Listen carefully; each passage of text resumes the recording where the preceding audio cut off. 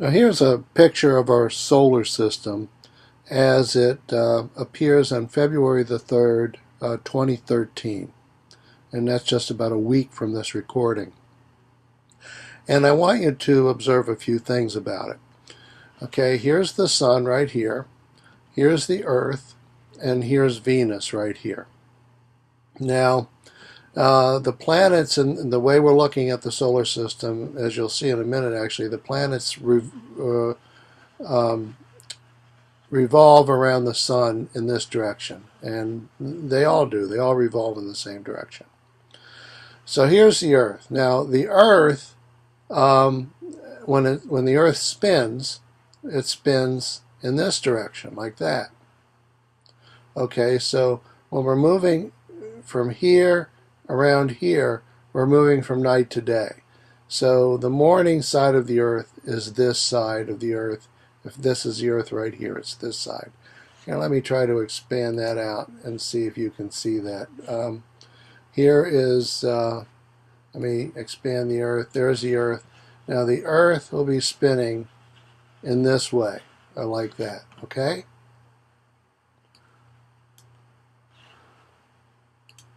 Now, what that means then, if we're to look at Venus, we're going to see Venus just before the sun rises. If the Earth is spinning this way, as the Earth comes around, we see Venus here just a little while before we actually see the sun. So we'll see Venus in the morning, and it will appear shortly before sunrise near the horizon. And then when the sun comes up, we won't be able to see anything. So let me, with this now model, and this is from the Starry Night Software, let's look at what happens as we set the solar system in motion. So here it's going around just like this. And if you look at this, you can see, here, let me slow it down a bit. Okay, I've slowed it down a bit. Here we see Mercury moving around the sun the fastest. It's the closest to the sun. Then there's Venus moving around a fair amount more slowly than Mercury. Then Earth more slowly than Venus, and then Mars out here. If you look way over here, you see Jupiter coming into the picture right there. There's Jupiter. Now let me zoom out on this, and let's see what happens as I zoom out. Okay, so as I zoom out, you know, the orbit of Jupiter clearly comes in. We see the orbit of Saturn coming in here. So think of this as we're looking at the solar system from directly above. And boom, here's Saturn. Okay, now notice that Jupiter and Saturn are moving so slowly that you can barely discern any motion whatsoever. I'll keep moving out. Here's Uranus right here. Keep moving out. And there's Neptune over here.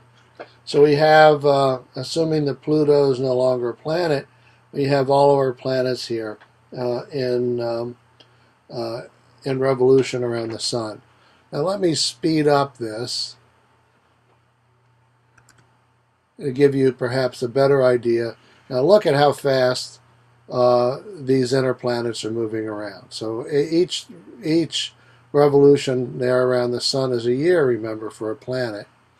And still, Uranus, Neptune are still moving very slowly. In fact, compared to Neptune out here, Jupiter just seems to be a regular speed demon.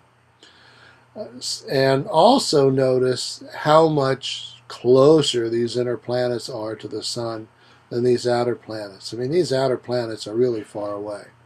Now we can keep moving out here. Okay, keep moving out.